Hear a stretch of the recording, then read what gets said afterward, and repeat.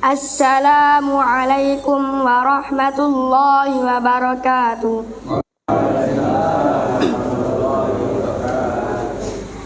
A'udzu billahi minasy syaithanir rajim.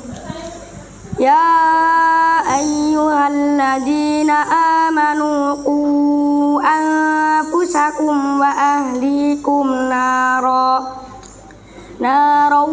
waquduhan nasu wal hijarah 'alaiha malaikatun ghiladun la ya'sunallaha ma amarahum wa yaf'aluna ma yu'marun. Ya ayyuhalladzina kafaru la ta'tadirul yawm innama tujzawna ma kuntum ta'malun. Ya ayyuhalladzina amanu tubu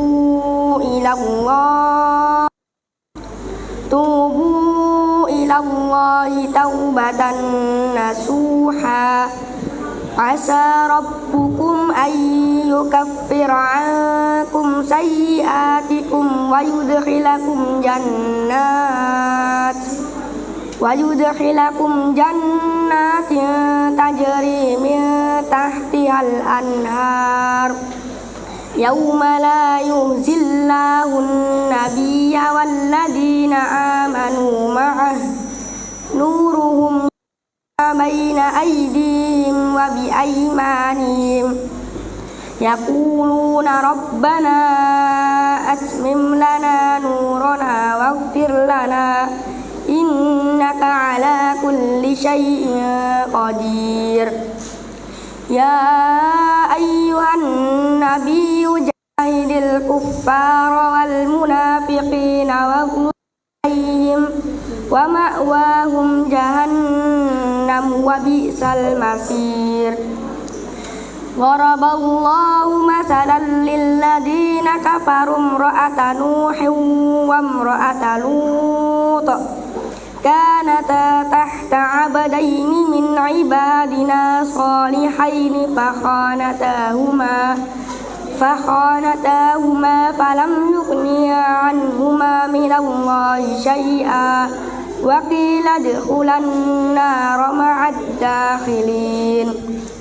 Wa daraballahu masalan lilladzina amanu imra'ata fir'aun إذ قالت رب ابن لي عندك بيتا في الجنة ونجني من فرعون وعمله ونجني من القوم الظالمين. ومريم ابنة عمران التي أحصنت فرجها فنفخنا فيه من روحنا وصدقت بكلمات ربها وكتبه وكانت من القانتين. شكرا وجزاكم الله خيرا والسلام عليكم ورحمة الله وبركاته. Bismillahirrahmanirrahim. Assalamualaikum warahmatullahi wabarakatuh.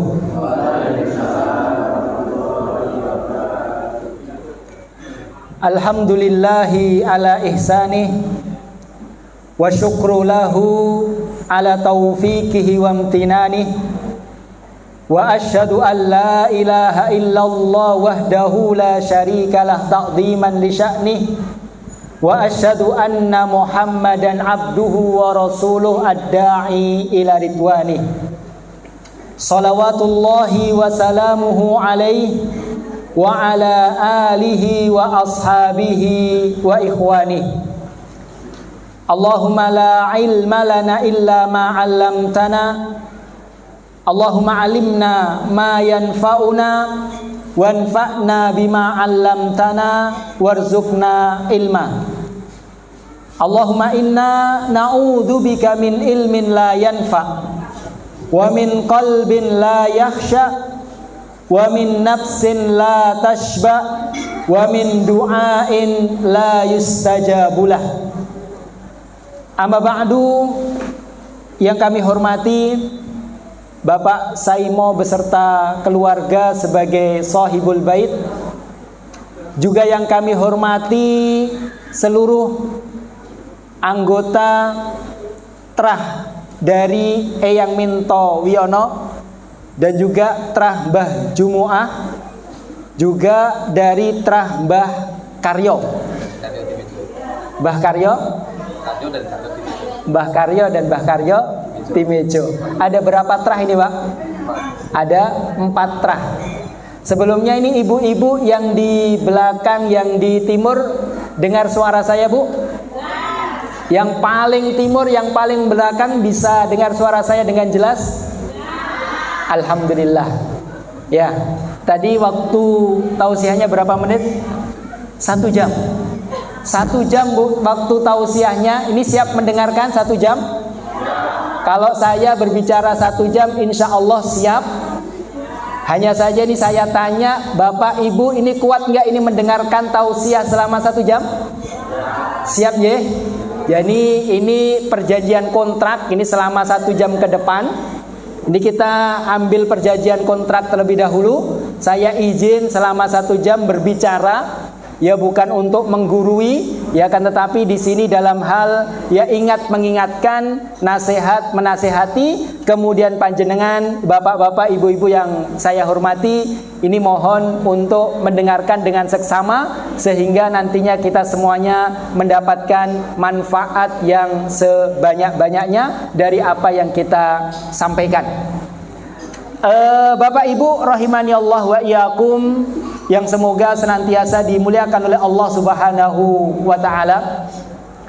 Sebagaimana yang telah disampaikan oleh Mas Samidi, bahwasanya tema kajian keluarga ini pada kesempatan kali ini yaitu tentang 3 kunci kebahagiaan.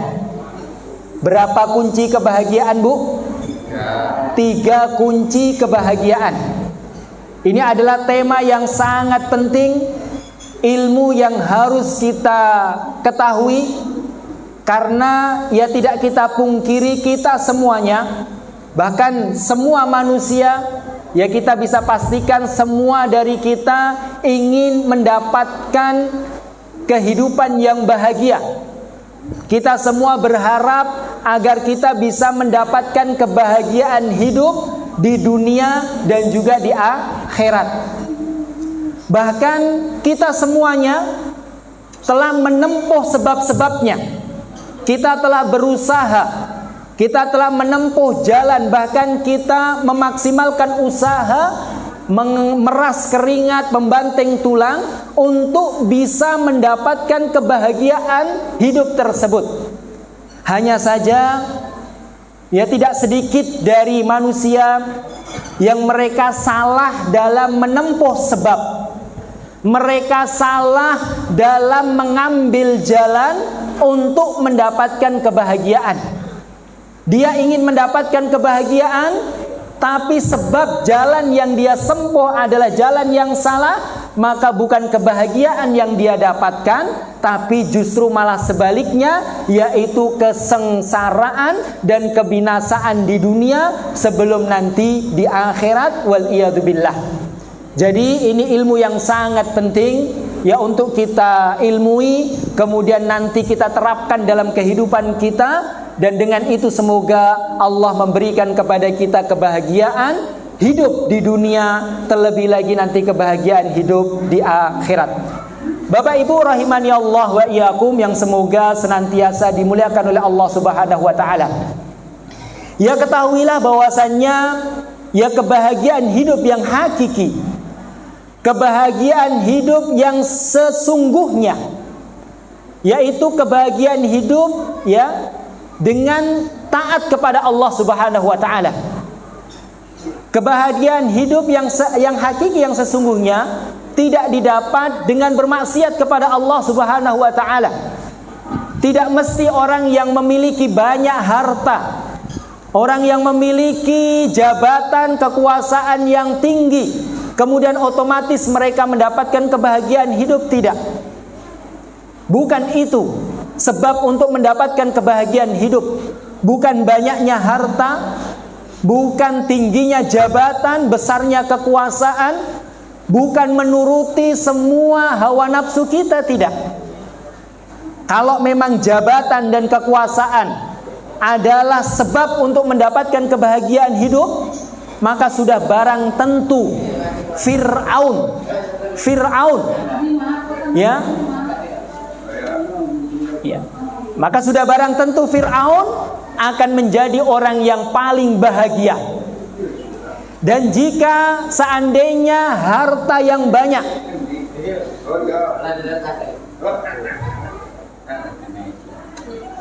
monggo Bapak,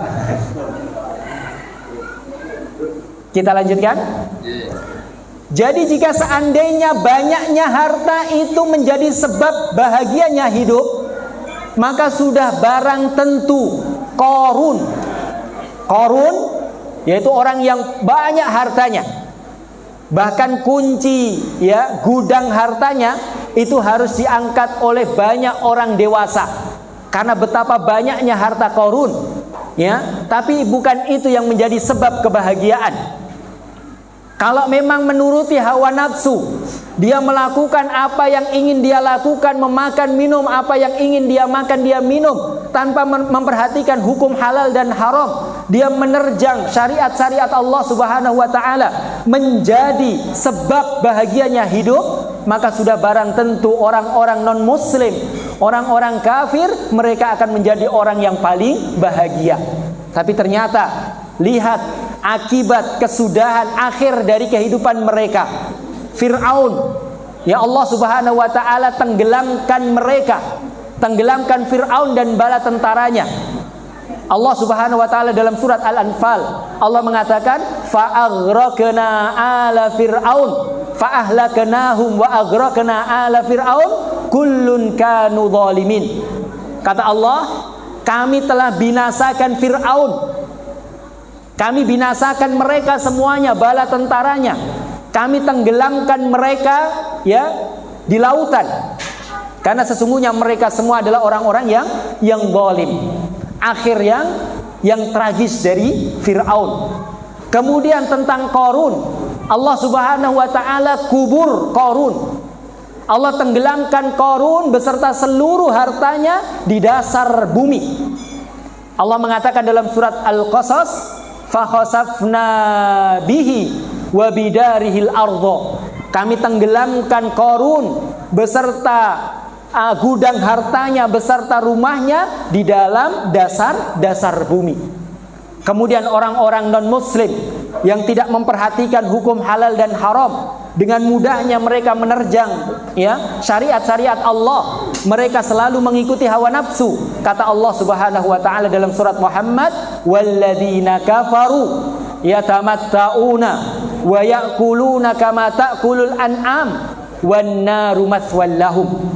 Dan orang-orang kafir, mereka bersenang-senang, mereka mengikuti apa yang menjadi hawa nafsu mereka. Mereka makan tanpa memperhatikan hukum halal dan haram, sebagaimana binatang itu makan. Tapi apa akhir ayat tersebut? Allah mengatakan wan naru ma'wal lahum mathwal lahum. Neraka adalah tempat akhir untuk mereka. Jadi Bapak Ibu rahimani Allah wa iyyakum, ya, kebahagiaan hidup tidaklah didapat dengan banyaknya harta, dengan tingginya jabatan, besarnya kedudukan, ya, kemudian mengikuti hawa nafsu, tidak. Tapi kebahagiaan hidup, ya, secara umum itu didapat dengan takwa kepada Allah Subhanahu wa taala. Didapat dengan menjalankan ketaatan kepada Allah Subhanahu wa taala. Dalam surat An-Nahl, Allah Subhanahu wa taala menegaskan, man amila salihan min dzakarin aw untha wa huwa mu'minun falanuhyiyannahu hayatan thayyibah wa lanajziyannahum ajrahum bi ahsani ma kanu ya'malun. Kata Allah Subhanahu wa taala, barang siapa yang beramal soleh, lihat, beramal soleh, baik dari laki-laki maupun perempuan, dan dia dalam keadaan iman, falanuhyiyannahu hayatan thayyibah, maka akan kami berikan kepadanya kehidupan yang baik. Jadi Allah Subhanahu wa taala akan memastikan orang yang beriman dan beramal soleh, maka Allah akan berikan kepadanya kehidupan yang baik di dunia dan di akhirat. Dan semua amal soleh yang mereka kerjakan nantinya akan dibalas oleh Allah, disempurnakan pahalanya oleh Allah nanti pada hari kiamat. Bapak Ibu rahimani Allah wa iyyakum. Ya, perlu kita mengetahui bahwasannya kebahagiaan hidup dan kesengsaraan hidup manusia itu sudah Allah takdirkan, sudah Allah tetapkan semenjak kita ini masih ada di dalam perut kandungan ibu kita masing-masing. Kita sudah ditakdirkan oleh Allah, oh ini adalah hamba yang akan bahagia, oh ini adalah hamba yang nantinya akan sengsara di dunia dan di akhirat. Allah Subhanahu wa taala telah tetapkan ketika ya umur kandungan kita si bayi ini sudah berumur genap 4 bulan. Di dalam hadis tentang penciptaan manusia, Rasulullah mengatakan fayursalu ilaihil malak. Kalau bayi itu sudah umurnya 4 bulan, maka Allah akan mengutus malaikat untuk mendatangi janin tersebut. Fayamsuhu fihi ruh wa yu'maru bi arba'i kalimat. Kemudian malaikat tersebut akan diperintahkan oleh Allah untuk meniupkan ruh, meniupkan nyawa untuk si bayi tersebut, dan diperintahkan oleh Allah untuk mencatat 4 takdirnya. Ya, 4 takdirnya. Ya, tentang umurnya, ya, kemudian tentang amalannya, tentang ya wafatnya nanti kapan dan di mana. Dan di antara yang sudah ditetapkan wasyakiyun au saidun, apakah nantinya ketika dia keluar ke dunia dia menjadi orang yang bahagia atau orang yang sengsara. Jadi Allah sudah menakdirkan, sudah menetapkan. Akan tetapi yang perlu kita ketahui bahwasanya Allah menjadikan sebab kebahagiaan, Allah telah menjadikan sebab-sebabnya. Ada sebab-sebab untuk bisa meraih kebahagiaan. Dan kesengsaraan pun sudah Allah tetapkan sebab-sebabnya. Barang siapa yang melakukan sebab-sebab tersebut, maka dia akan sengsara hidupnya. Barang siapa yang melakukan sebab-sebab untuk bisa mendapatkan kebahagiaan hidup yang telah Allah tetapkan, maka dia akan mendapatkan kebahagiaan hidup. Jadi kaum muslimin muslimat, Bapak Ibu rahimani Allah wa iyyakum. Jadi secara umum kebahagiaan hidup, kunci kebahagiaan hidup secara umum adalah beriman dan bertakwa kepada Allah Subhanahu wa ta'ala. Beriman dan bertakwa, beriman dan beramal soleh. Dahulu pepatah Arab pernah mengatakan, lastu aras sa'adata jam amalin walakinnat taqiyya huwa sa'idu wa taqwallahi khairuz zadi dukhra wa indallahi lil atqa'i mazidu. Kata pepatah Arab, saya melihat kebahagiaan hidup itu bukan banyaknya harta, bukan. Kebahagiaan hidup itu bukan dengan banyaknya harta. Walakinnat taqiyya huwa sa'idu. Akan tetapi orang yang benar-benar bahagia dengan kebahagiaan yang hakiki adalah orang yang bertakwa. Dan takwa kepada Allah Subhanahu wa ta'ala adalah sebaik-baik bekal. Dan bagi orang-orang yang bertakwa akan mendapatkan tambahan nikmat dari Allah Subhanahu wa ta'ala. Oleh karenanya Bapak Ibu rahimani Allah, dahulu orang-orang soleh, para ulama, mereka mengatakan lau ya'lamul muluku wa abna'ul muluki ma nahnu fina minas sa'adati lajalladuna bisuyufihim. Ini orang-orang soleh yang mereka dekat dengan Allah Subhanahu wa ta'ala. Ya, mereka mengatakan jika sekiranya para raja dan putra-putra raja mengetahui apa yang kami miliki dari kebahagiaan hidup, hati yang bahagia, maka sungguh mereka akan merampasnya dari kami, walaupun harus dengan membunuh kami dengan pedang-pedang mereka. Karena kebahagiaan hidup yang hakiki dimiliki oleh orang-orang yang soleh, dan tidak mesti dimiliki oleh para raja.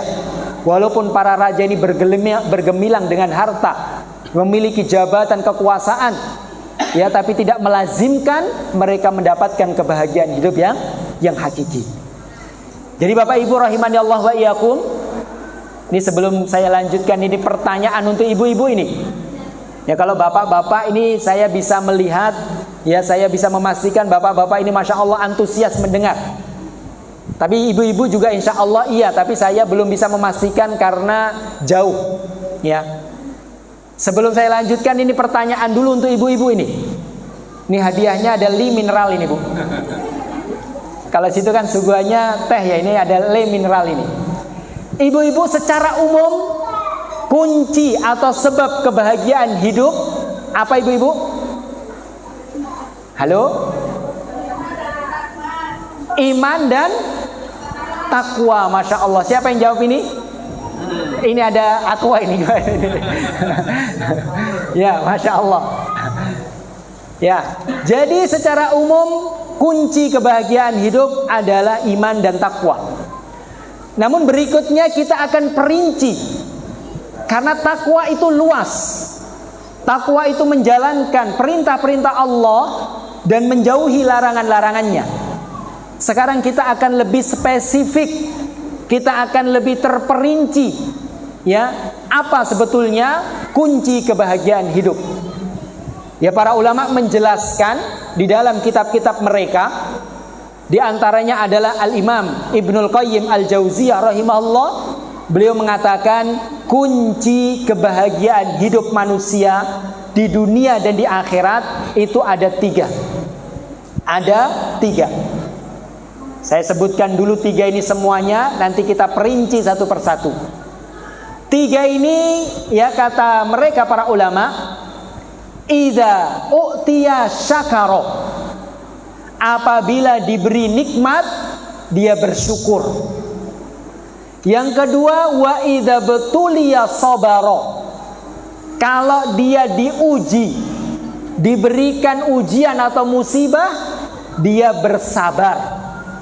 Wa idza aznaba istaghfara, dan jika dia berbuat dosa atau kesalahan, maka dia segera memohon ampun, beristighfar kepada Allah Subhanahu wa ta'ala. Jadi tiga kunci kebahagiaan: bersyukur ketika mendapatkan nikmat, bersabar ketika mendapatkan ujian, cobaan, dan beristighfar, memohon ampun, bertobat jika terjatuh dalam perbuatan dosa. Bapak-bapak, ibu-ibu yang semoga senantiasa dimuliakan oleh Allah Subhanahu wa ta'ala. Yang pertama tadi apa, Bapak? Kunci kebahagiaan hidup yang pertama tadi apa? Bersyukur jika mendapatkan nikmat.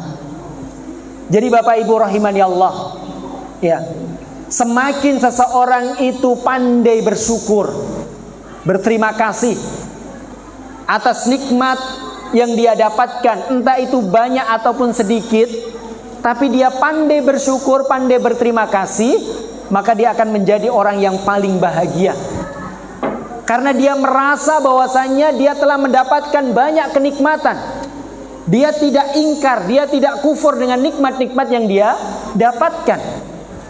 Dan bersyukur di sini ini ada dua, yaitu bersyukur kepada Allah, karena hakikatnya semua nikmat itu dari Allah. Yang kedua juga bentuk bersyukur, yaitu berterima kasih kepada manusia.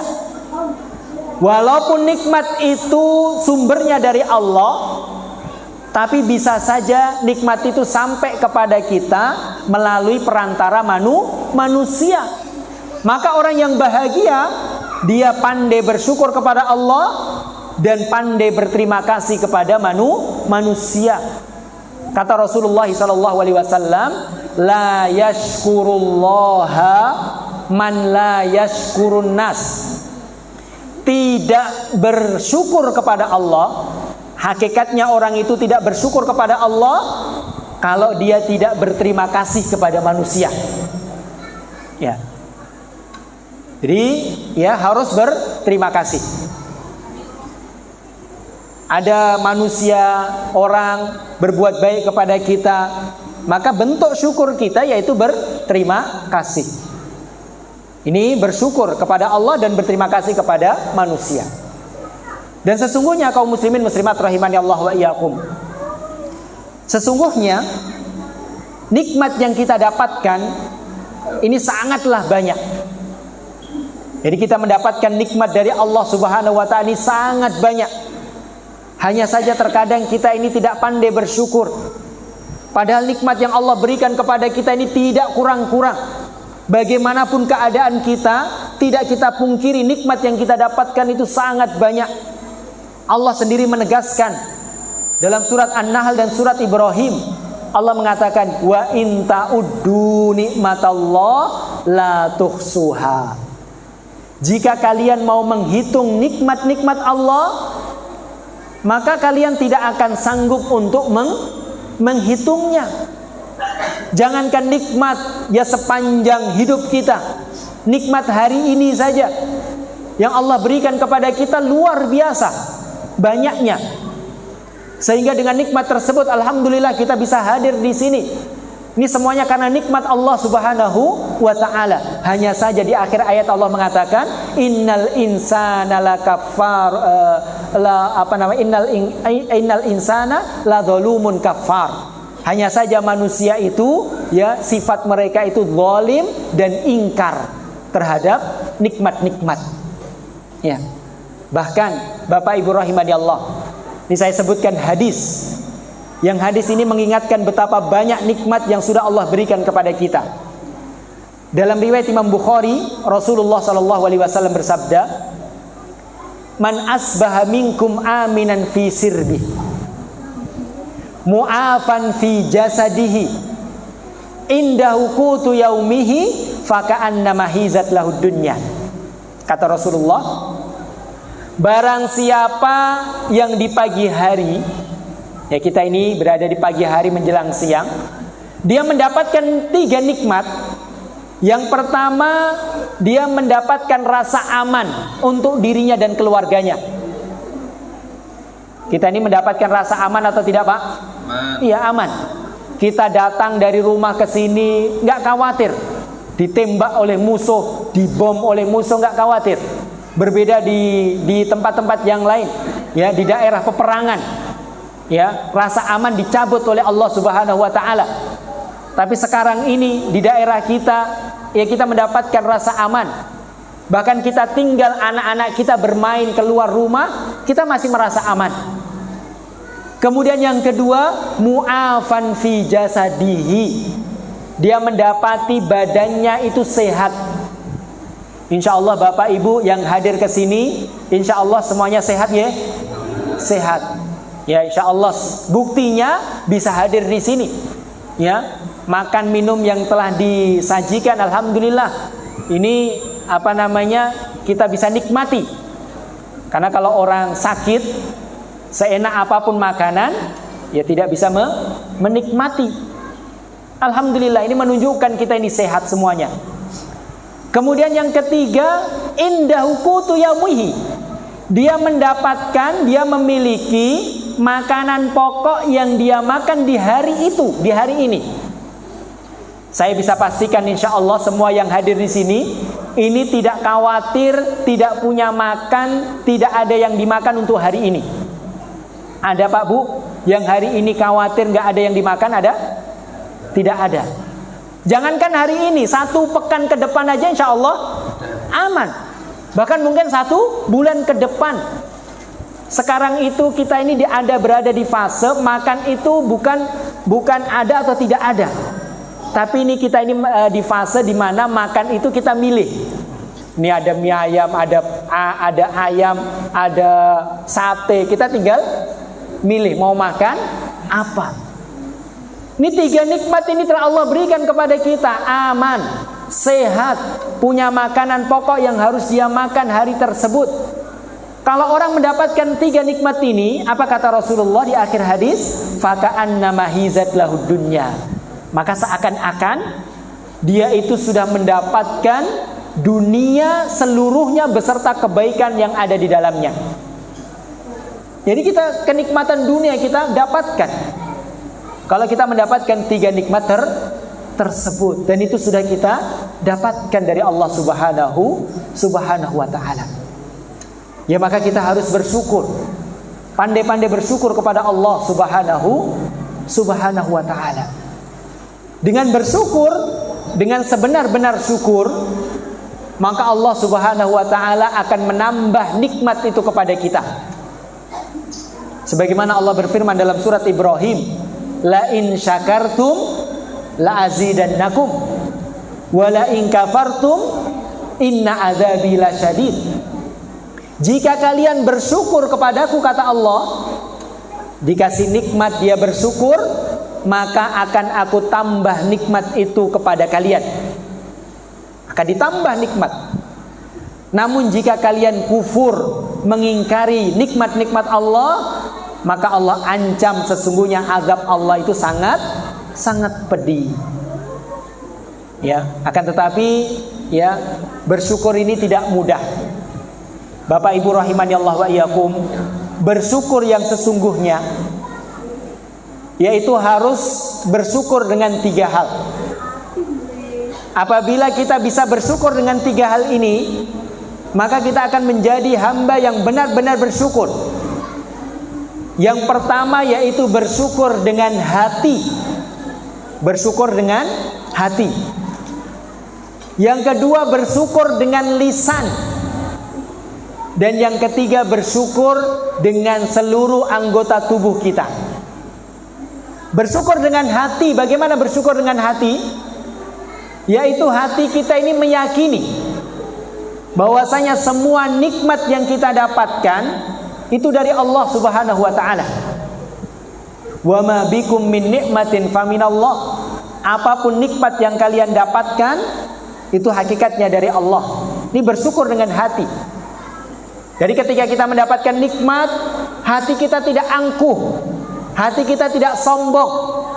Misalnya kita usaha, kemudian usaha kita sukses, ya, kita bisa mengumpulkan banyak uang. Orang misalnya punya jabatan, orang misalnya dimudahkan dalam studinya, belajarnya, dia bisa lulus dengan nilai yang bagus, ya, dia bisa menyelesaikan S1 misalnya S2 dan seterusnya. Itu nikmat Allah. Kalau dia bersyukur, maka dia yakin semua nikmat yang dia dapatkan itu adalah dari Allah. Bukan karena kehebatan dia semata, bukan. Itu dari Allah Subhanahu wa ta'ala. Bersyukur dengan hati. Yang kedua bersyukur dengan lisan. Bagaimana bersyukur dengan lisan? Yaitu kita ketika mendapatkan nikmat, maka lisan kita ini ya mengucapkan, memuja dan memuji Allah. Lisan kita mengucapkan apa Pak ketika mendapatkan nikmat? Alhamdulillah. Segala puji bagi Allah. Alladzi bi ni'matihi tatimmus shalihat. Ya, karena dengan nikmatnya maka sempurna kebaikan-kebaikan ini.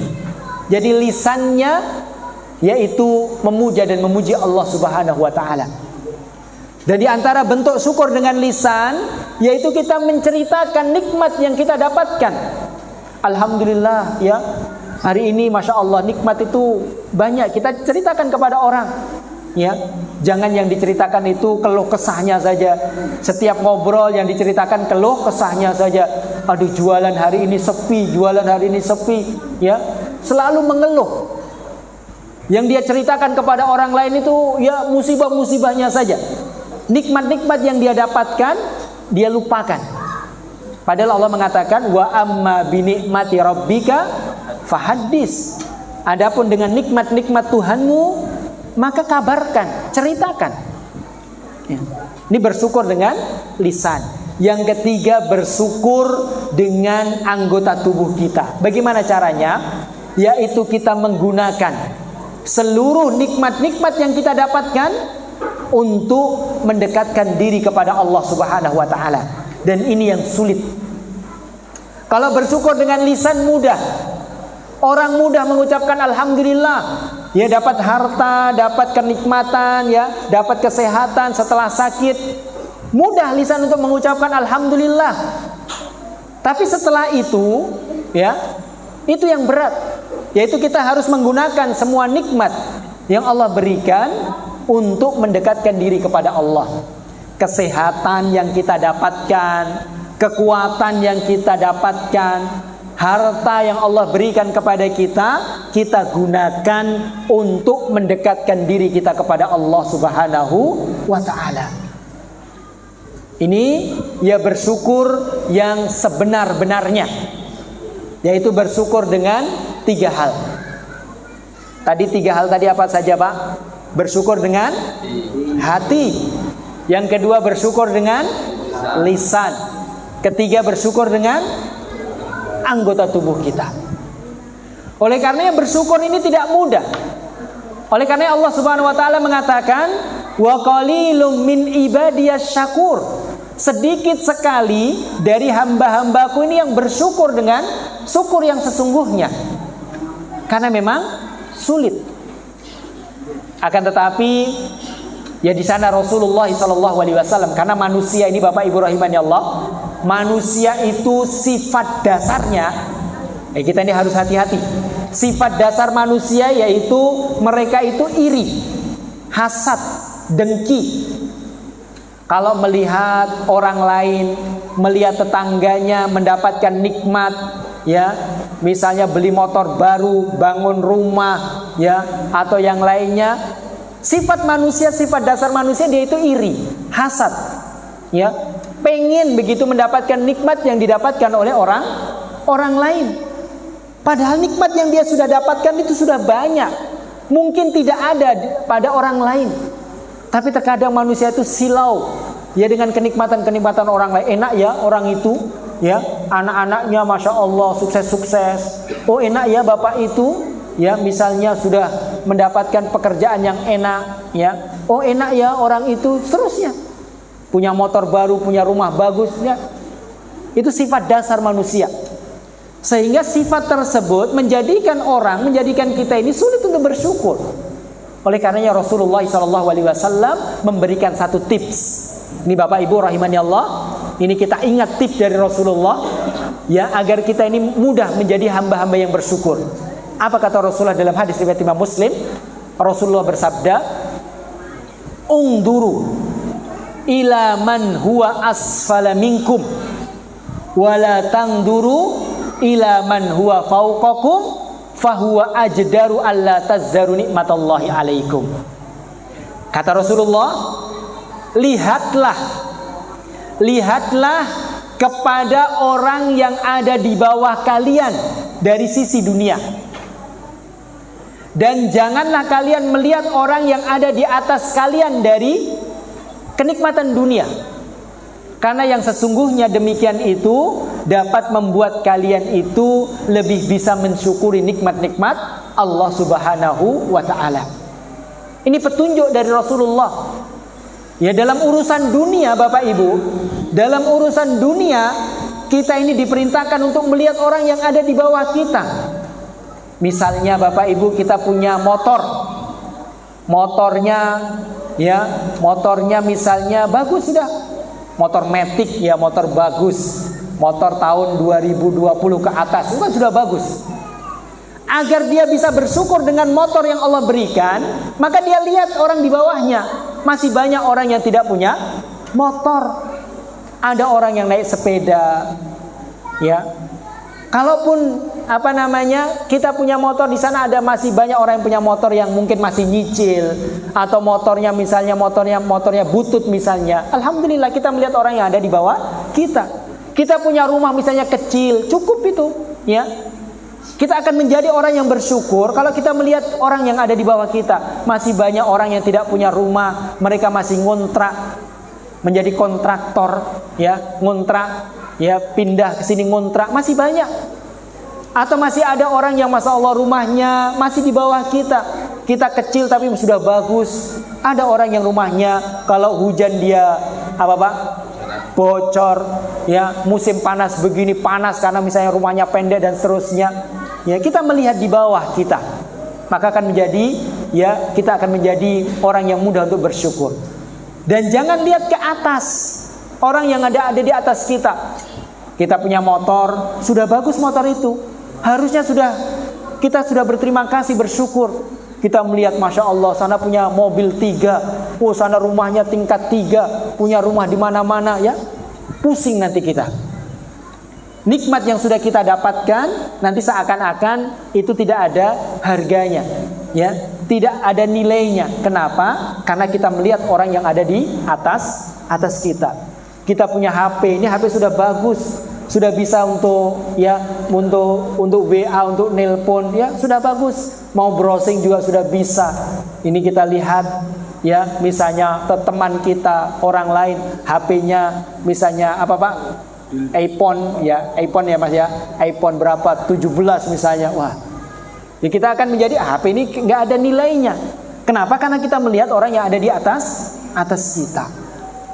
Jadi ini yang pertama Bapak Ibu rahimani Allah, yaitu kita harus menjadi hamba yang pandai bersyukur kepada Allah. Semakin kita pandai bersyukur, maka kita akan menjadi orang yang sangat bahagia. Sedikit banyak nikmat yang Allah berikan kepada kita, ya, kita merasa, ya, kita ini sudah banyak sekali nikmat yang Allah Subhanahu wa taala berikan kepada kita karena kita pandai bersyukur, dan dengan bersyukur maka Allah akan tambah nikmat tersebut kepada kita. Kemudian kunci kebahagiaan yang kedua. Apa Ibu kunci kebahagiaan yang kedua?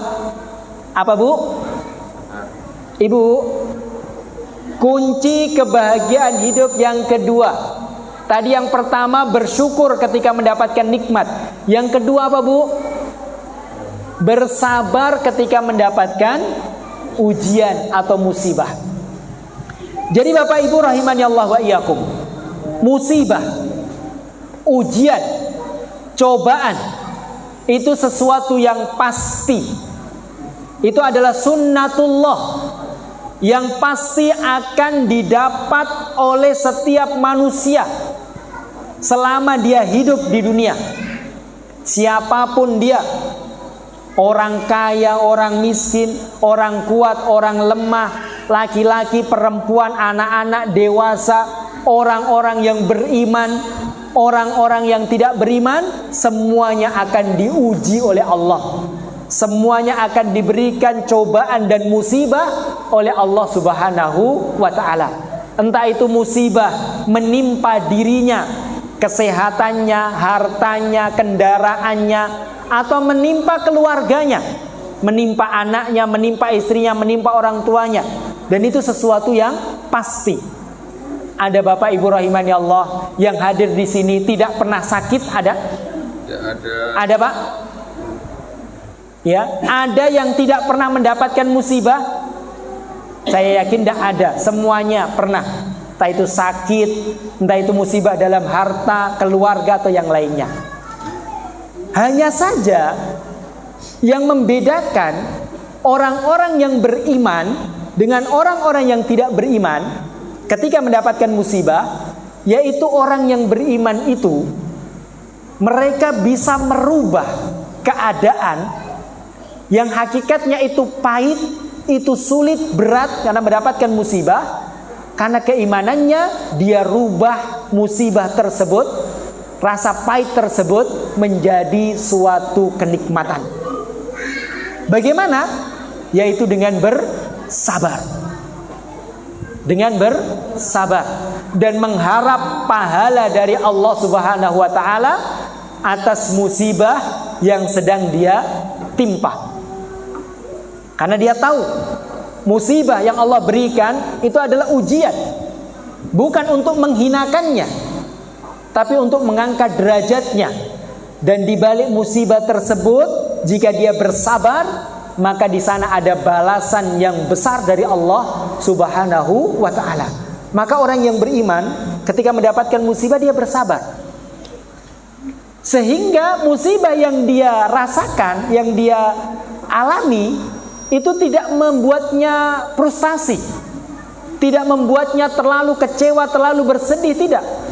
Dia tetap enjoy, dia tetap merasakan bahagia, karena dia tahu, ya, dengan bersabar dia akan mendapatkan pahala yang banyak dari Allah Subhanahu wa ta'ala.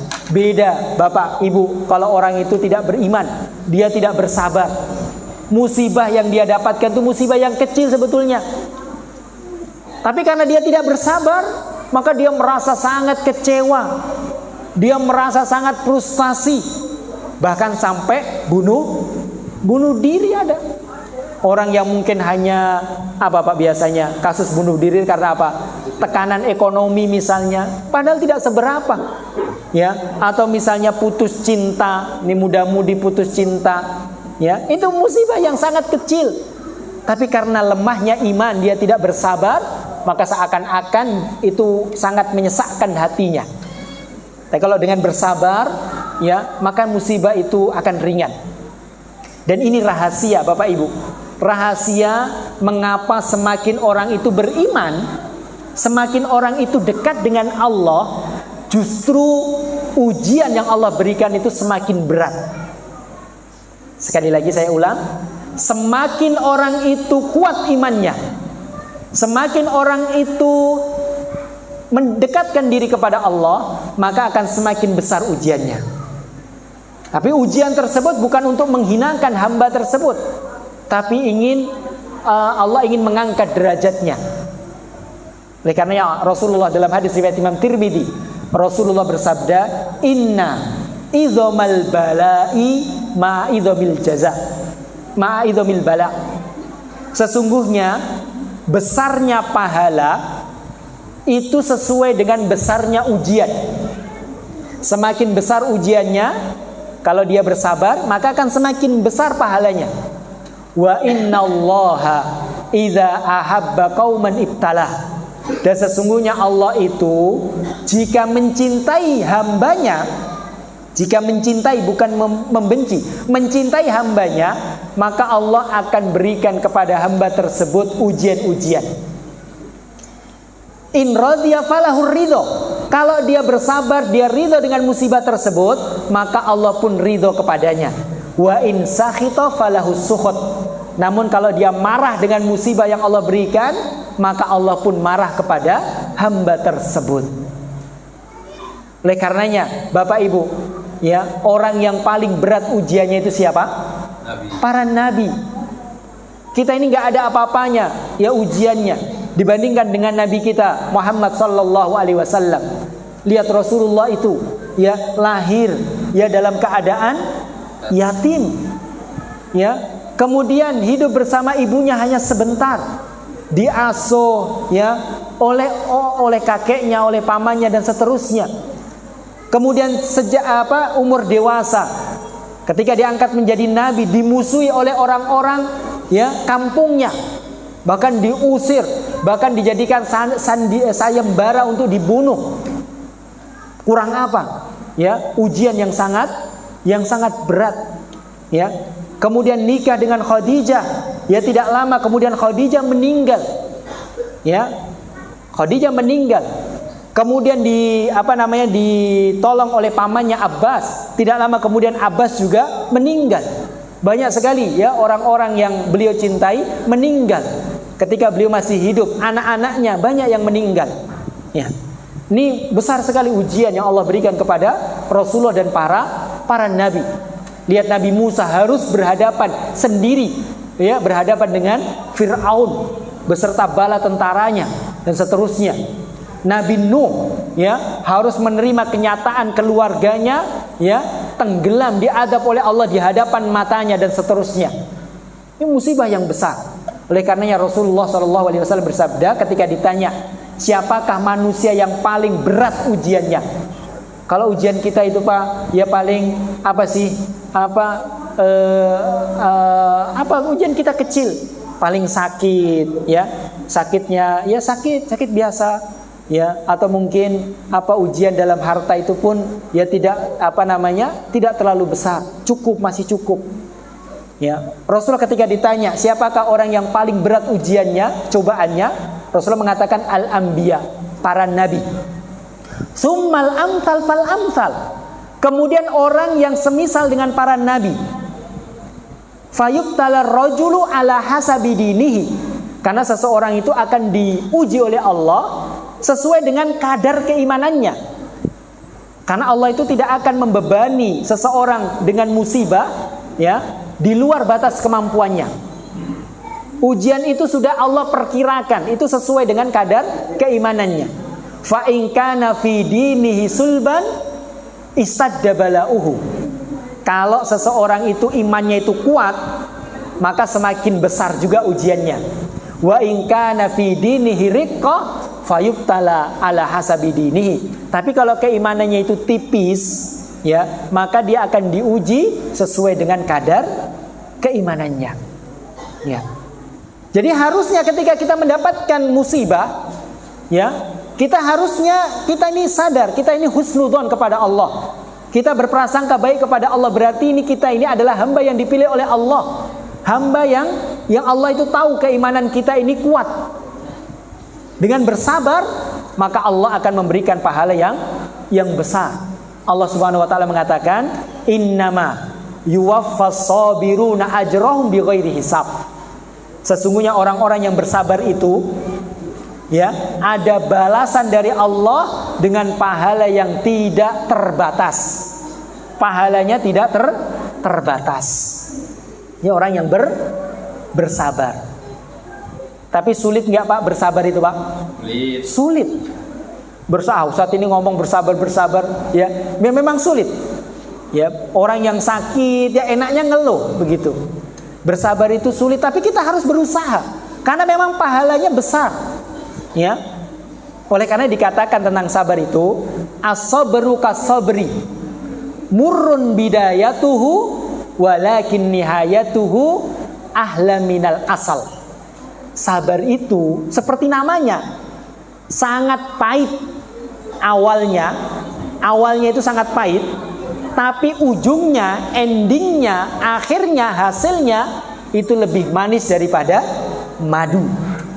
Memang ketika kita bersabar itu sangat berat, ya. Tapi setelah kita sanggup bersabar, ya, maka kita akan mendapatkan balasan yang lebih manis daripada madu.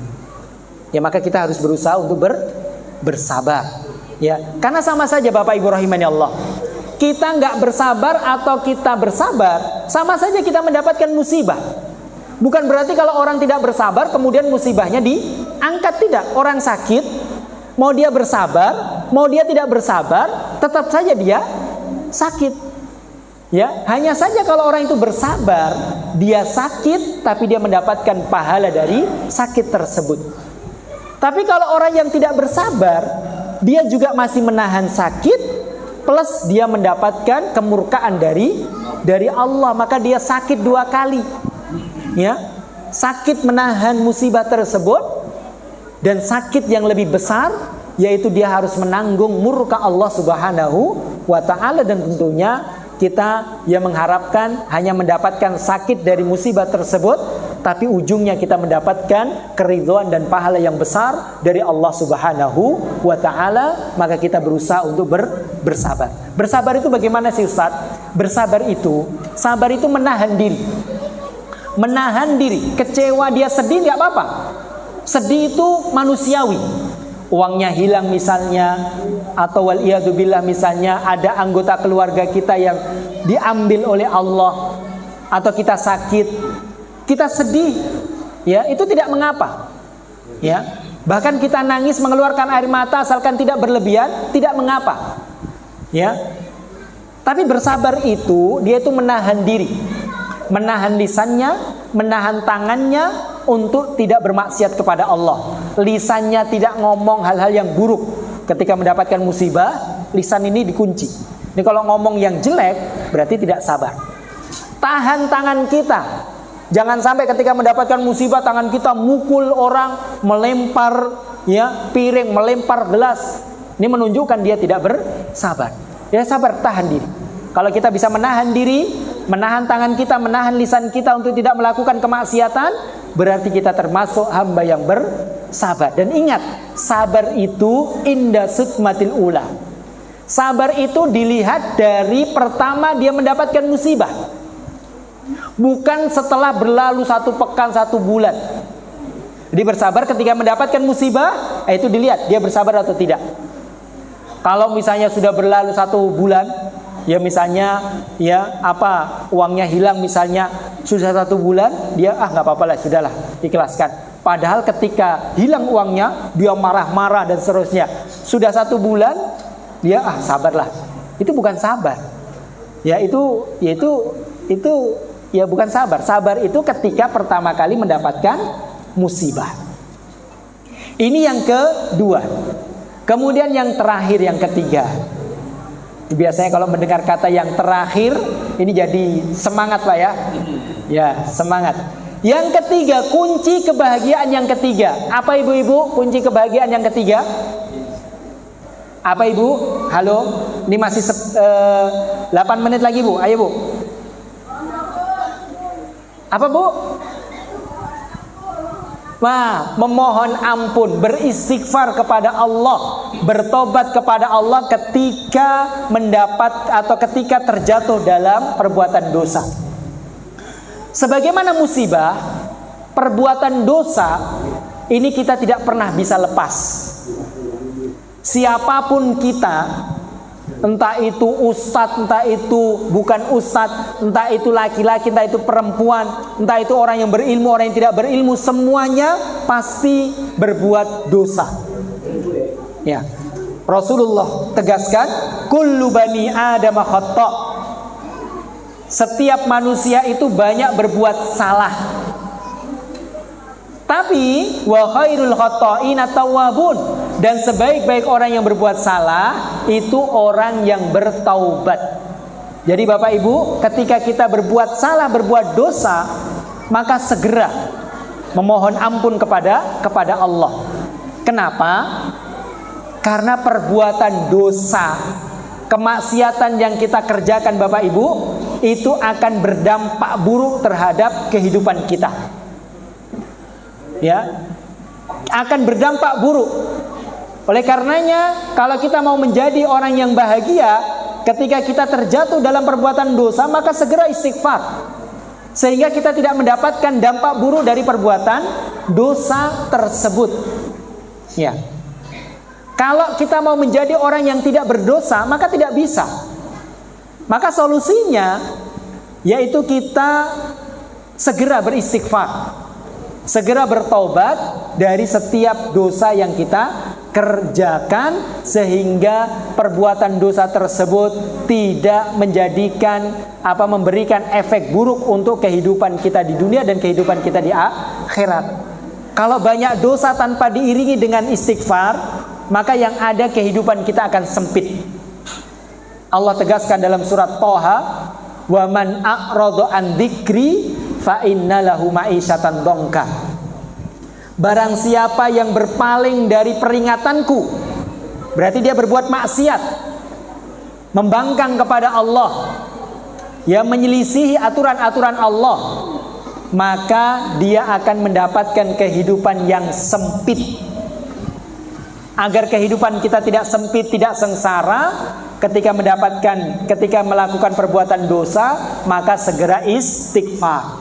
Kata Allah Subhanahu wa taala, ya, tentang orang-orang yang bertakwa, walladzina idza fa'alu fahishatan aw dzalamu anfusahum dzakarullaha wastaghfaru lidzunubihim. Yaitu orang-orang yang ketika mereka itu melakukan perbuatan fahisyah, perbuatan keji, atau mereka berbuat zalim, mendolimi diri mereka sendiri, maka mereka segera mengingat Allah, segera mereka meminta ampun kepada Allah Subhanahu wa taala. Wa may yaghfiru dzunuba illallah, dan tidak ada yang bisa mengampuni dosa kecuali Allah. Wa lam yusirru ala ma fa'alu, dan mereka tidak melanjutkan perbuatan dosanya tersebut. Dia berhenti dan dia beristighfar. Maka pahalanya apa? Balasannya ulaika jazaohum maghfiratum mir rabbihim. Maka mereka akan mendapatkan ampunan dari Allah, wa jannatun tajri min tahtihal anhar, dan dia akan mendapatkan surga-surga yang mengalir di bawahnya sungai-sungai. Jadi Bapak Ibu rahimani Allah, kita tidak boleh putus asa. Sebanyak apapun dosa yang kita kerjakan, sebesar apapun dosa yang kita lakukan, sebejat apapun kita ini menjadi manusia, kalau kita benar-benar bertaubat, memohon ampun kepada Allah, maka Allah akan ampuni. Tidak peduli seberapa banyak dosa kita. Kata Allah Subhanahu wa taala, "Qul ya ibadiyalladzina asrafu ala anfusihim la taqnatu min rahmatillah, innallaha yaghfirudz dzunuba jami'a." Ya. Katakanlah wahai hamba-hambaku yang melampaui batas, sudah terlalu banyak dosa yang dia kerjakan. La taqnatu min rahmatillah. Janganlah sekali-kali dia putus asa dari rahmat Allah. Ketahuilah bahwasanya Allah itu adalah Rabb yang Maha Pengampun. Ya, Maha menghapuskan dosa. Bahkan dalam hadis qudsi Allah mengatakan, "Ya bani Adam, lau balaghat dunubuka ana as-sama." Jika dosamu itu sudah sampai langit, bumi ini sudah tidak lagi mampu menampung dosa-dosa kita. Summastaghfartani, kemudian engkau memohon ampun kepadaku, ghafartu laka wala ubali. Maka saya akan hapuskan dosa-dosa kalian dan saya tidak peduli. Ya. Maka ya banyak-banyak kita bertobat, beristighfar kepada Allah Subhanahu wa taala. Rasulullah saja yang beliau itu adalah orang yang paling yang paling sedikit berbuat kesalahan. Bahkan beliau adalah seorang yang maksum, tapi kata beliau, wallahi inni la atubullah wa astaghfiru lahu fi kulli yaumin mi'ata marrah. Saya ini istighfar, bertobat kepada Allah setiap hari tidak kurang dari 100 kali. Sehingga perbuatan maksiat tersebut tidak memberikan efek buruk untuk kehidupan kita di dunia dan juga kehidupan kita di akhirat. Bapak Ibu rahimani Allah wa iyyakum, saya paskan ini ini pas, ini kurang 1 menit, ini pas banget. Jadi ini yang bisa kita sampaikan pada pertemuan kali ini Jadi garis besarnya agar kita mendapatkan kehidupan yang bahagia di dunia dan juga di akhirat, maka secara umum caranya yaitu beriman dan bertakwa kepada Allah Subhanahu wa taala. Kemudian secara terperinci